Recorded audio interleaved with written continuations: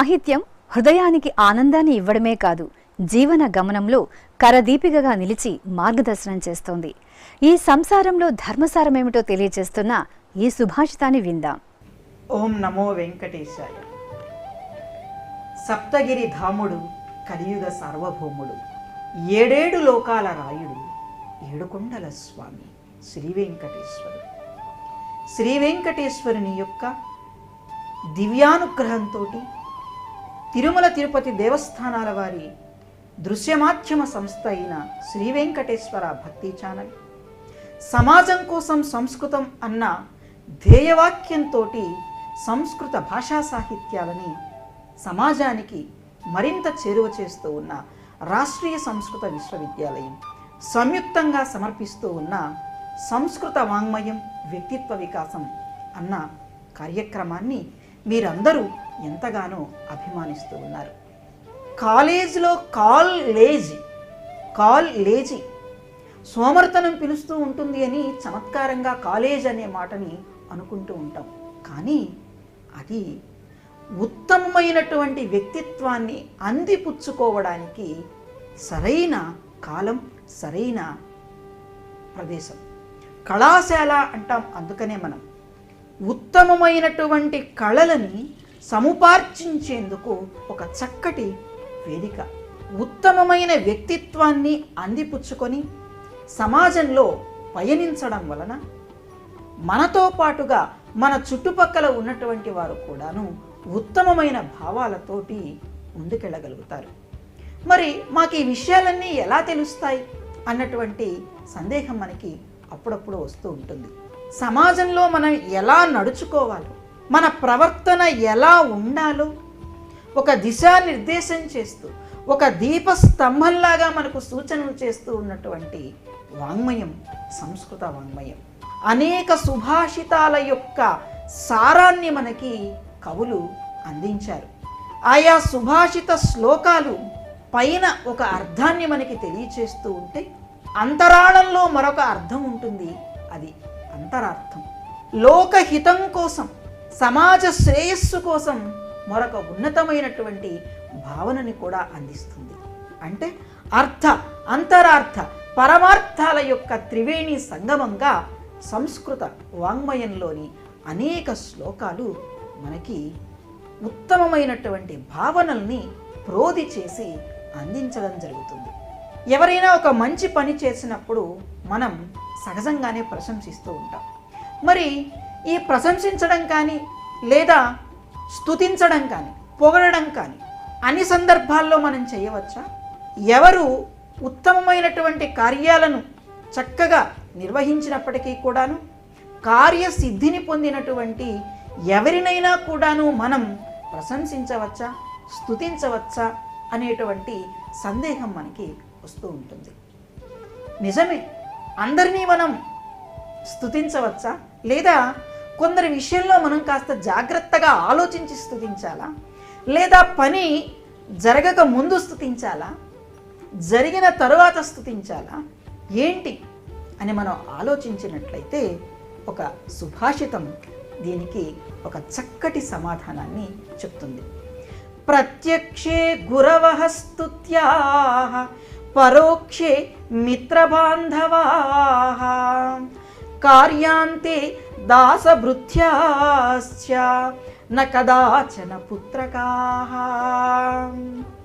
ఈ సుభాషితం ఎవరెవరిని ఎప్పుడెప్పుడు స్తుతించాలి అని మనకి తెలియజేస్తుంది.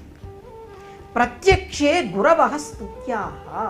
గురవః, గురువులని వారి ముందుగానే మనం స్తుతించాలి.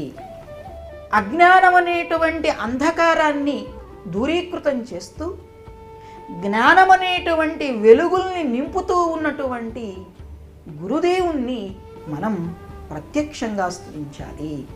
ఆయన ముందుగానే ఆయన యొక్క గొప్పతనాన్ని, ఆయనలో ఉన్నటువంటి ఉత్తమమైనటువంటి గుణాలని మనం కీర్తించాలి.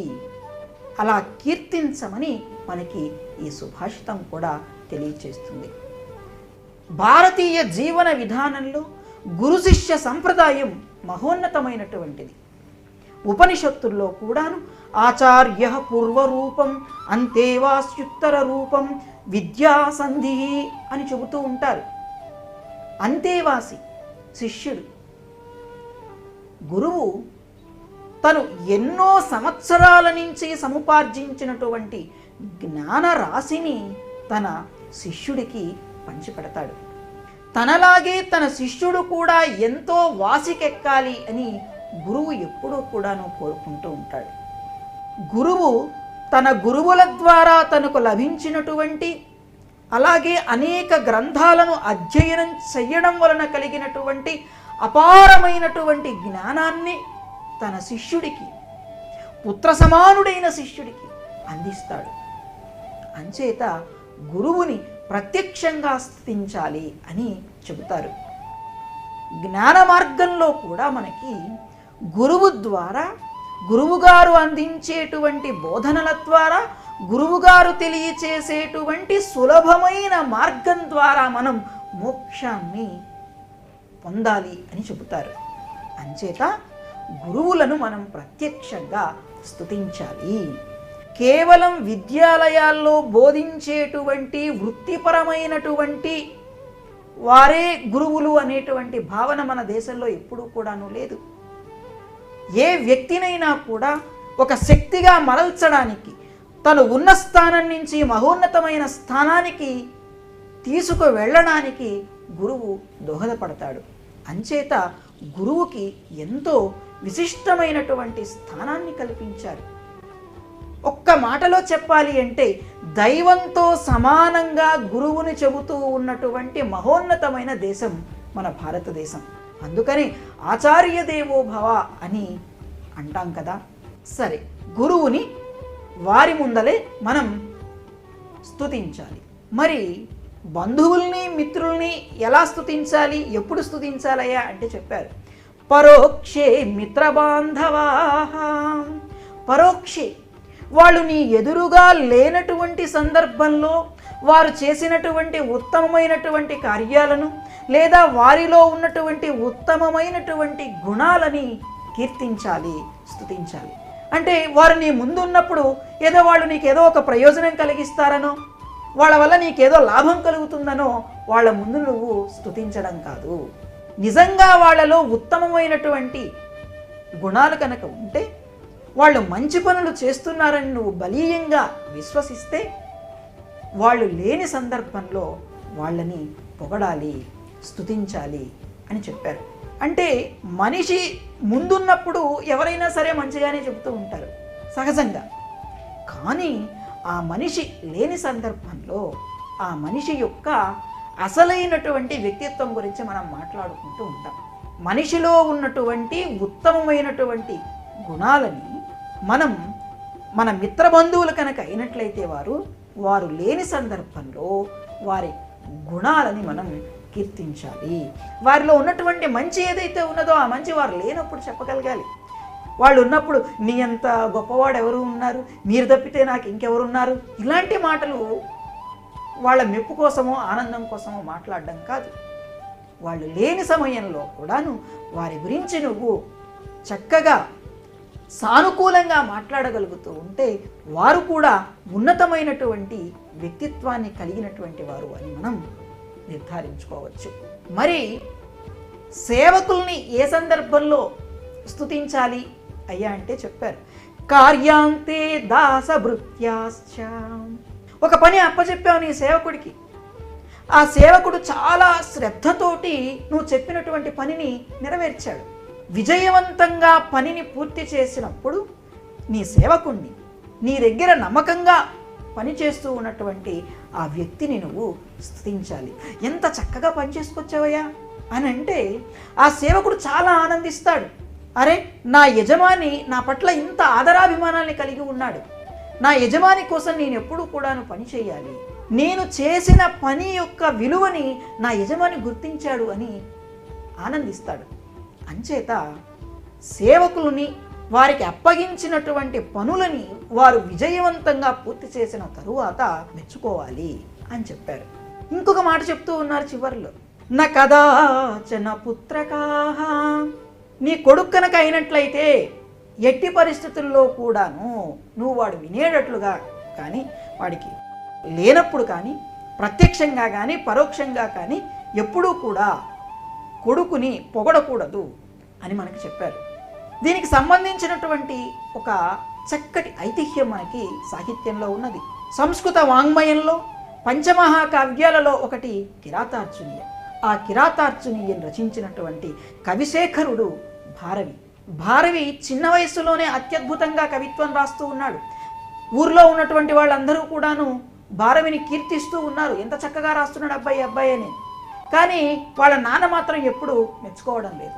నన్ను అందరూ మెచ్చుకుంటున్నారు, మా నాన్న మెచ్చుకోవటం లేదేంటి అని ఒక రకమైనటువంటి బాధకులోని, ఒక నిరాశకు లోనయ్యి, ఈ బాధ, నిరాశ, నిస్పృహ ఇవి కోపంగా మారాయి. ఒకరోజు ఇంట్లో ఉన్నాడు భారవి, కోపంతో రగిలిపోతూ ఉన్నాడు. పైన అటకెక్కాడు. అటకెక్కి ఓ ముగ్గుబుట్ట పట్టుకున్నాడు. పట్టుకొని, నన్ను మెచ్చుకోవటం లేదు మా నాన్న, నేను ఎంత బాగా కవిత్వం రాసినా కూడా మా నాన్న మీద ఈ ముగ్గుబుట్ట వేసేస్తాను అని చెప్పి అనుకుంటూ ఉన్నాడు.